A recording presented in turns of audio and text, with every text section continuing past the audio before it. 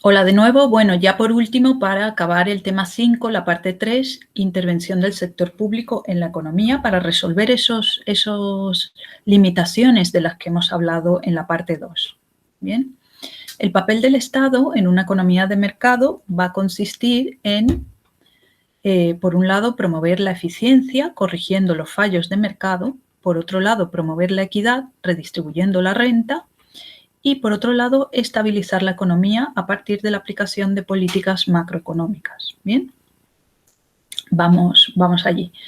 Con respecto a corregir los fallos de mercado para promover la eficiencia, tenemos como ejemplo la regulación de la actividad de monopolios, oligopolios y empresas de competencia monopolística. En España, por ejemplo, existe la denominada Comisión Nacional de la Competencia, y esta comisión está encargada de velar que no se produzcan ese tipo de prácticas monopólicas, por ejemplo, y que haya competencia en los distintos mercados.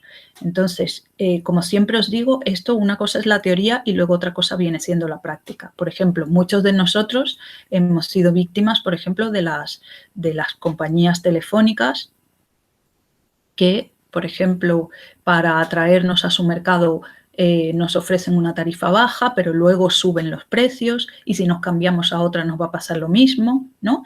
Entonces, parece que entre ellas no se ponen de acuerdo porque legalmente no lo pueden hacer, debido a si no tendrían una sanción por parte de la Comisión Nacional de la Competencia, pero digamos que no lo hacen de manera explícita, pero sí lo hacen de manera tácita, ¿no? Entonces, entre ellas tratan, ¿os acordáis cuando hablábamos de los oligopolios? Que es un mercado que, digamos, son muy interdependientes, hay pocas empresas en ese mercado, y entonces entre ellas cualquier cosa que haga una afecta a la otra, ¿no? Entonces, a veces entran en guerras de precios, pero normalmente lo que hacen no es entrar en guerras de precios, sino ellas, digamos, llegan a acuerdos tácitos. No lo pueden hacer explícitamente porque, como os decía, suele ser ilegal en casi todos los países, ¿bien? Pero cuando llegan a esos acuerdos tácitos, ¿no? Entonces lo que hacen es más o menos intentar captar clientes uno de las otras, ofreciendo diferentes características, mayor calidad, o bajando un poco la tarifa, pero luego te la suben, porque al fin y al cabo, más o menos, todas acaban cobrando lo mismo, ¿no? Y entonces, en teoría, debe haber una regulación que nos proteja de eso, ¿no? Y que nos proteja de que existan monopolios, aunque a veces sabéis, como vimos en el tema 4, que hay actividades donde se generan monopolios naturales porque los costes de producir son tan elevados que solo unas pocas empresas o una sola empresa puede entrar a producir en ese mercado, ¿no? Entonces, el Estado entra a regular la actividad de ese monopolio, ¿no? Para intentar que los monopolistas, por ejemplo, no cobren precios demasiado elevados por su producto. En su momento os expliqué, por ejemplo, en las cafeterías de las facultades, nosotros que estamos allí en el campus de Cartuja, ¿no? Aunque es una sola cafetería, el precio de, por ejemplo, los menús, los cafés, está regulado por un acuerdo al que llegan, o sea, un contrato. Cuando se firma el contrato, se establecen unas condiciones, ¿no? Probablemente, siendo una empresa que es un monopolio prácticamente, porque es la única allí donde estamos, tan lejos del centro donde hay más competencia, si se dejara libremente, probablemente los precios que pondría de su menú serían más caros, ¿no? Y también de otros productos que venden allí. Bien, entonces digamos, se establece un precio por ese bien, y de esa manera, en ese caso, la universidad está regulando los precios de ese monopolio, ¿no? Lo mismo sucede con el Estado, con algunas empresas, ¿no? Entonces, el Estado intenta corregir ese poder de fijación de precio del mercado para que los monopolios, digamos, con su actividad no afecten a los consumidores, ¿no? Y intentar que ese mercado sea más parecido a un mercado de competencia que a un mercado de monopolio. Luego tenemos, por ejemplo, en el caso de las externalidades negativas, los impuestos o tasas a las empresas contaminantes. Entonces, para disminuir las externalidades negativas que producen las empresas, por ejemplo, algunas de las medidas que se pueden tomar, lo que yo os decía, impuestos, ¿no? Porque el impuesto lo que hace es tratar de que la empresa internalice el coste social que está produciendo y de esa manera va a producir una cantidad menor de ese producto, ¿no? Porque la ineficiencia, recordar, en el caso de la externalidad negativa, era que se producía una cantidad mayor de la socialmente deseable. Bien. Otra forma es el establecimiento de cánones o umbrales máximos de producción. Se establece una cantidad máxima de productos que puede producir esa empresa que contamina. O también, por ejemplo, los permisos transferibles de contaminación. En el caso de Estados Unidos esto se hace. Se dan unos permisos a las empresas con lo máximo que pueden contaminar, bien, pero son transferibles en el sentido de que una empresa le puede comprar a otra sus permisos y se genera un mercado de permisos transferibles de contaminación. Bien. Luego tenemos, por ejemplo, las subvenciones, becas, ayudas, aquellas personas que producen externalidades positivas a la sociedad, por ejemplo, subvenciones a proyectos científicos o proyectos de innovación tecnológica, las becas, por ejemplo, que reciben los estudiantes universitarios que no tienen recursos para poder estudiar, son de alguna forma una subvención que el Estado hace para promover una externalidad positiva. Se considera una externalidad positiva que los jóvenes en una sociedad estén formados, ¿no? Los y las jóvenes estén formados a nivel universitario, ¿no? Porque esto para la sociedad es algo positivo, es un beneficio. Mientras más formados estén, mejor. ¿Qué sucede? Que la gente que no tiene recursos para acceder a una educación universitaria, pues si no recibe esa beca o esa subvención, probablemente lo más probable es que no lo haría, que vaya directo al mercado de trabajo. Entonces, subvencionar esa actividad es una forma en la que el Estado corrige ese fallo del mercado, porque las empresas a lo mejor no tienen incentivos. Si no hubiera esa subvención por parte del Estado, las empresas no tendrían incentivos para, digamos, subvencionar esa actividad, ¿no? Luego tenemos la producción de bienes públicos, que recordar que cuando hablábamos de los bienes públicos puros, por ejemplo, donde no hay posibilidad de exclusión y donde los bienes no son rivales en el consumo, es decir, no se agotan en el consumo, las empresas privadas no tienen incentivos para producir esos bienes. Con lo cual, digamos que el Estado debe proporcionar esos bienes como la iluminación pública, los faros, la defensa nacional, los parques naturales, porque de otra manera las empresas privadas no tienen incentivos para hacerlo, ¿no?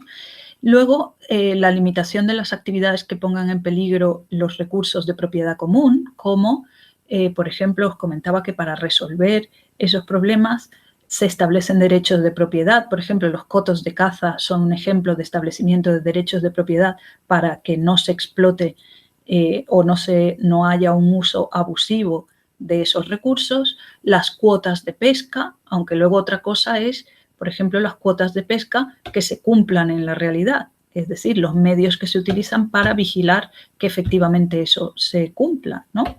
Pero las cuotas de pesca, en teoría, se ponen para intentar limitar esa actividad que pone en peligro, por ejemplo, esos recursos o que llevan a una situación de sobreexplotación de un recurso, ¿de acuerdo? Luego, contra la asimetría de información, normas de información para los consumidores. Por ejemplo, las normas de etiquetado de los productos, bien sea, por ejemplo, de eficiencia energética de los electrodomésticos, bien sea de aporte nutricional de los alimentos, bien sea, por ejemplo, de seguridad de los productos, por ejemplo, los juguetes. Esa etiqueta que pone CE significa, cuando vamos a comprar un juguete y tiene esa etiqueta, significa que cumple con las normas de seguridad de la Unión Europea. El aporte nutricional, el etiquetado del aporte nutricional de los alimentos nos permite saber cuáles alimentos son buenos o no tan buenos para la salud, por ejemplo. Nos da mayor información a los consumidores a la hora de comprar. los productos, ¿no? Y entonces, digamos, es un paliativo a ese problema de asimetría de información donde la empresa tiene más información sobre su producto que el consumidor. Luego, el etiquetado de eficiencia energética, por ejemplo, nos da información sobre la eficiencia energética de los electrodomésticos. Yo teniendo esa información ya puedo decidir por cuál producto decidirme, o sea, por cuál producto comprar efectivamente, ¿no? Entonces, ese fallo de asimetría en la información lo procura resolver el Estado estableciendo ese tipo de normas, ¿no? Que nos dan a los consumidores más información sobre los distintos productos. ¿De acuerdo? Luego, el Estado interviene para garantizar la equidad. En el tema 7 vamos a hablar más de esto, ¿no? Porque lo hace a través de, por ejemplo, el establecimiento de impuestos proporcionales, que son aquellos tipos de impuestos que se cobra una tasa impositiva más alta a los tramos de rentas más altos, ¿no? Para luego se supone que redistribuir esos impuestos a través del gasto público, ¿no? Entonces, hacer una redistribución de la renta y se supone que lo que se cobra en impuestos luego se redistribuye en forma de financiación de, por ejemplo, la educación pública, la salud pública, la justicia, infraestructuras, ¿no? Luego, las transferencias es otra forma de que el Estado interviene para garantizar la equidad o favorecer la equidad.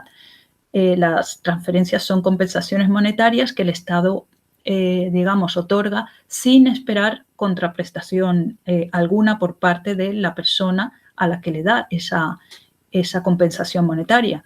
Por ejemplo, el seguro por desempleo, ¿de acuerdo? Las ayudas a discapacitados, por ejemplo, a ancianos, en fin, ese tipo de cosas que veremos más en el tema 7 son medidas que toma el Estado para intentar redistribuir la renta en una economía y tratar de que sea más equitativa esa sociedad. ¿Bien? Y luego ya por último, cómo interviene el Estado para intentar, digamos, resolver los problemas generados por las fluctuaciones macroeconómicas para promover el crecimiento y la estabilidad macroeconómica a través de, por ejemplo, políticas como la política fiscal y la política monetaria, y ya hablaremos de ello en los temas 6 y 7 que dedicaremos un tema a cada uno de estos tipos de políticas. Son políticas que el Estado utiliza para incidir sobre la actividad económica.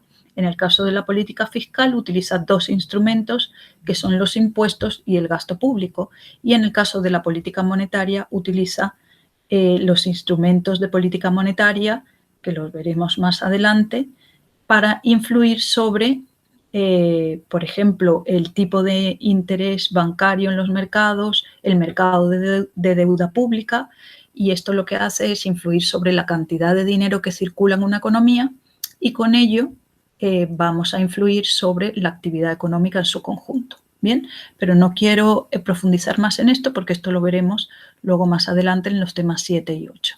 Bien. Bueno, como siempre tenéis las preguntas de autoevaluación para que vosotros mismos veáis que controláis los conceptos básicos relacionados con el tema 5. Bien. Y luego un caso práctico que voy a dejar en el Prado para un foro. Para aquellos que no queráis debatir de manera oral, que podáis debatir en el foro de manera escrita, y el caso que vamos a dejar allí, que voy a dejar en el foro, es para debatir sobre el ingreso mínimo vital.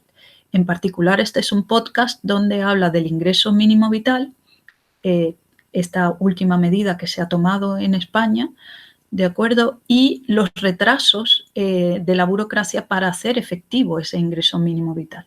Bien, entonces dejaré el podcast en el Prado, ¿de acuerdo? Bueno, pues bien, hasta aquí entonces el tema 5. Si tenéis dudas podéis comentarme bien en la sala de videoconferencia o bien por correo electrónico, ¿de acuerdo? Venga, hasta ahora.